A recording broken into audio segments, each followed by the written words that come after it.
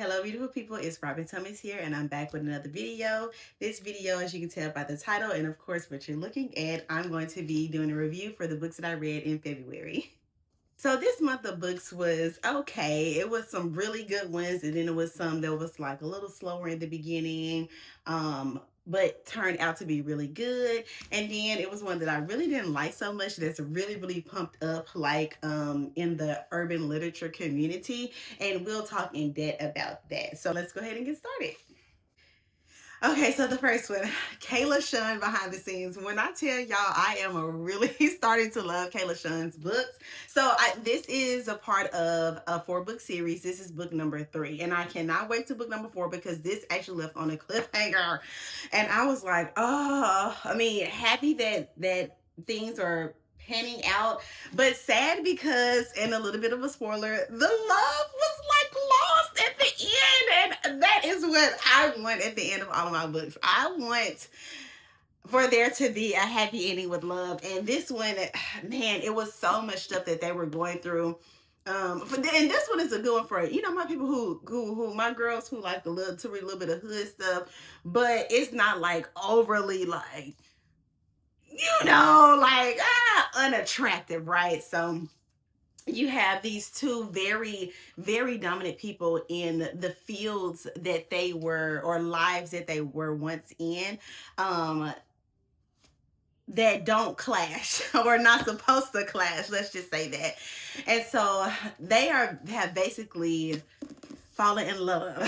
So they have basically fallen in love, and she is afraid that him knowing who she really is going to really mess up their relationship. And she's not wrong because they are from two totally different sides of gang affiliation. Let me just say that, right? So they're older and they're both have moved past that, but can't forget the things that made them them. So they are going through these challenges within this, and he is really the silent one, and she just loves him for who he is, and he's never really had that like genuine love.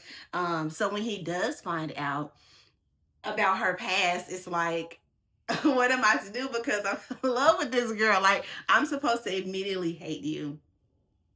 And this is hard for me because I've never had to navigate something like this. So they go through a lot of stuff, a lot of personal things like in their mind, but also kind of learning and growing together. And so this book is really spicy, and I really love how as dominant and in control as she is in her field, and really just who she is as a person. I was really pleased to see, and he was too, how she so easily let go for him. She so easily was like I will do what you want me to do, so that was a really like eye-opening part for him. It was a really nice draw in for me as the reader, and I really did like how her feminine side was really shown. Again, she is a very dominant person. When you read it, you'll understand why I'm saying it, because I'm trying not to spill too much. But for her to be such a strong, literally strong woman, and can handle situations the way that she can handle them, for her to just easily submit to him was like, okay, and I love the way that they throw all of her feminine in there. Like, she lets me know, like, I am a boxer, because she's a boxer. I think it says it's on here.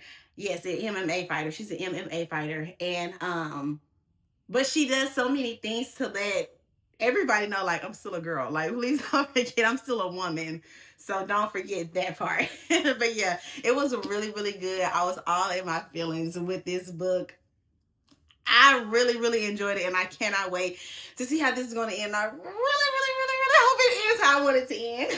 So the next one is Beautiful Broken Love. And I feel like Sandra Williams, because I have a couple of books of hers, I feel like she writes well from grief, right? So the main character is a woman who lost her husband about 7 months ago, who she was madly in love with.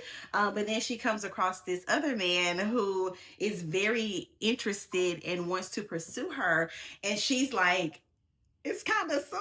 Like, I feel guilty for feeling this way. I know that he told me, before he passed, to love again. Like, don't shut myself down. But am I supposed to feel like this? Is this supposed to feel better than what it was when I was married? Like, how can I trust myself because I was thought I was totally in love with him, but the way that I'm feeling for this person is like words that I can't even put together, right? And then you have this man who simply just wants to love her. Like, I just want to love you. You know, I just want to see you smile and will do anything, but also keeps his integrity. I love men who are like, listen, I will pour my heart out to you and I will tell you what you mean to me and who you are to me, but you're not just going to pick me up and put me down whenever you want to. I have feelings.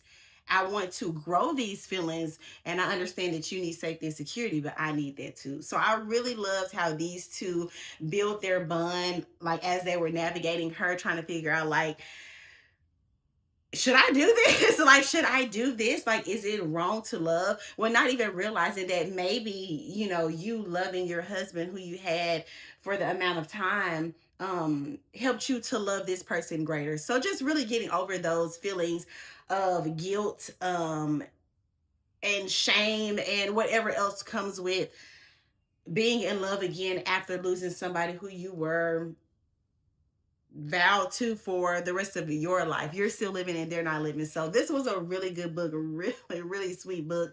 It definitely have you teary-eyed and all of that stuff, but really, really, really good. Okay, so we are on book 9 of the Connecticut King series. So one more book after this. This is Love's Neutral Zone. And I done told y'all before, if it says Love Belvin, pick it up and just read it. Ooh! I Love Velvet is literally one of my favorite authors. Thank you so much, Sydney Jackson, for introducing me to Love Velvet. So this one is of a so this one is a little bit of a taboo topic for some people when it comes to age. So when the male character started to catch feelings for the woman character, they had like a 5-year age gap, and he was, I think, 16 whenever he first saw her. So you have this they're now grown ups, total grown ups, and they're in love with each other, and he's basically decided, okay, I want to be with her, and I'm going to do whatever it is that I need to do to be with her. But the obstacle that he has is his mom. And it's not really that he's a mama's boy or anything. The mom and Chandrea actually are bonded because she is the daughter of her best friend from when she was younger. So her best friend ended up passing away. She lost contact with the daughter, ended up finding her through her son, who was involved in a whole bunch of illegal activities, who is actually no longer alive anymore. Yeah, it's really messy actually. When I think about it, oh my gosh, it's actually pretty messy. Their connection is really messy, but through all of this mess, again, he just wants to love her. Like, I just love a man who has made up his mind. This is what it's gonna be. And you know what? You know, that's something to talk about, because people talk about like manipulation and stuff like that. And he really did do, like, his dad, it was a point in here where his dad was like, you set this whole thing up, did you? And he like, huh? You know, and it's like, nah, don't play with me. But what he was doing was like playing chess, trying to figure out, okay, what's the easiest way to relay this? Because so his parents see her as their daughter, but he don't see her as his sister. Okay, now I'm laughing because the book is funny. The book is very, very, very spicy, very spicy. But Love Belvin makes you think beyond the surface. That is what I love about Love Belvin books. Again, this is an age difference of 5 years. The woman is older. You know how people have the debates about being predators and stuff like that, and so she's nervous about all of this stuff when it comes to the woman who is basically taking her in as a daughter. So she has to deal with being in love with him, but he was underage when they found each other. Not that Okay, I'm gonna let y'all read it because I don't want to talk too much, but it is definitely really good. And one of the things that I really do love about all of these books is, although it is a 10-book series, you can read each of them as a standalone. So if you just wanted to pick this one up, you will not be disappointed. Okay, so this is when I started to get my feelings hurt. The fire between high and low. Oh man, I feel like I have a book a month that just makes me cry.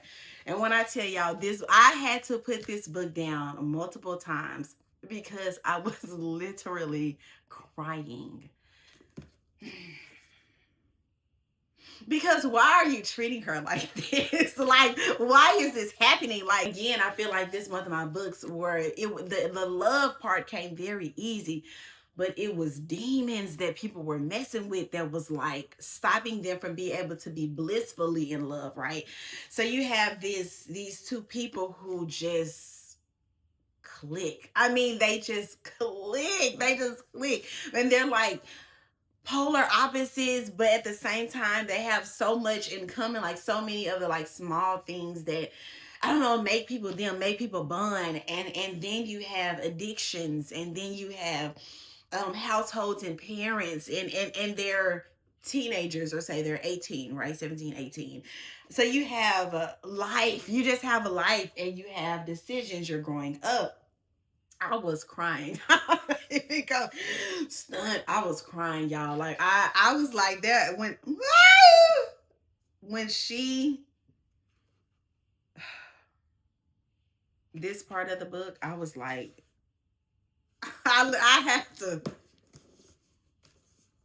had to put the book down like 3 times. When I tell y'all this book right here, all of the feels. This one I was not rooting. I ain't gonna lie. I ain't gonna lie. I was not rooting for them to make it because I was like, no, he needs to. We not gonna do this. This not what's gonna happen. And then you see what unconditional love is as you keep reading. Oh my goodness. I was like, this book was really, really good. I did not know how it was going to end. I didn't know how it was going to go. I was absolutely pleased. If you want your heart to be broken and healed at the same time. Okay, so Creed. Creed is a talked about book amongst the urban literature community. And I've got to say, I was disappointed. I didn't like it. I did not like it. I cannot stand when the story is there. The story is there, but you just can't get it together. And I don't mean to talk like negatively, but I'm just giving my opinion. I like when I feel like the first half of the book, I feel like she didn't know what to do. I feel like she didn't know what to say, how to construct it. I feel like the second half of the book was really good. I felt like some of the second half of the book should have been in the first half to where I can understand some things. It wasn't necessarily hard to read along and understand what was happening, but the things that were revealed would have made some of the other things not seem so unrealistic. Like, yeah, if I'm honest, it wouldn't make it seem so unrealistic. I was reading it like, why would she do this? Like, how is this doesn't even make any sense. But then when you read a little bit later, it does, and it just kind of seems a little out of order. I feel like it could have flowed a little bit better. Again, the story was there. I felt like the second half wasn't good enough to make up for the first half. The second half just gave me what I was looking for. But you know how, like, when you're reading and you're like, oh my god, how did they end up this way, or why is it like this? It wasn't like that. It was like, wait, did I miss something? Because hold on, did it say she was, wait, how she did it like that? Like, that's how I was. And I also felt like one of the things that I love about when I'm reading things, I love when the authors know their characters' job professions. You don't just say they're a therapist. When I'm reading, I want to feel like I may be learning a little something. about being a therapist. You know what I'm saying? Like I just felt like their professions were said. It was very kind of surface level. And so like let me really understand this, like, well, this is why this person does this. No, I need you to make it poetry as to why this person is. I feel like it was very repetitive. I want to stop because I don't want to keep talking about this book. That's just my personal opinion. I am not a critic. This is my personal opinion and how I like to read my books.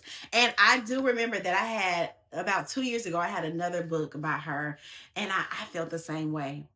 I did. And it's a shame because there is a second part. I love me a good series, and I'm not going to read it. So the last book that I read is called August Lane by Regina Black, and I am super excited about this because Regina Black is actually from my hometown, which is Little Rock, Arkansas. Now, when I purchased this book, did I know that she was from Little Rock? No, but I was very excited when I opened and read all of the information because I am a book girl like that. I like to read every single little thing that is in there, especially when it's good. And this one was really, really good.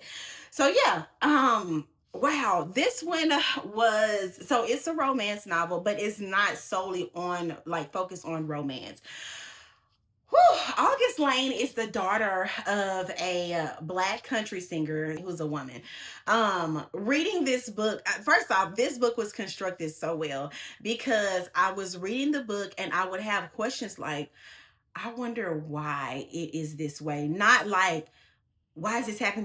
This doesn't make sense. But like, there's something to that. I wonder if they're going to get into that a little bit later on. And most definitely it happened. Like I definitely had questions going through, and all of my questions were answered, but they were answered like sometimes when I least expected it. They were answered not just like flat out answer. I feel like it was it really drew me in, and I things were revealed in a very almost like a poetic way. I don't know. I really enjoyed this. I really enjoyed this book. Again, August Lane is the daughter of a country singer. She wants to be in the business. Her mom doesn't want her, hasn't wanted her because of just life circumstances. Her grandmother who raised her just passed away. She has this love of her life that she met in high school that left her and used her song and said it was his. It's messy. It's a mess. It's a mess. It's a mess, but it's a beautiful mess. And when the mess is explained, it's a sad mess, you know? So it was really, really good. And I was really, it took me a couple of days to read it. That is one of the ways I know like the book is super in depth. It takes me a while to read it. Like I don't necessarily rush through my books or anything, but some books are just easier to read because it's just like strictly about love.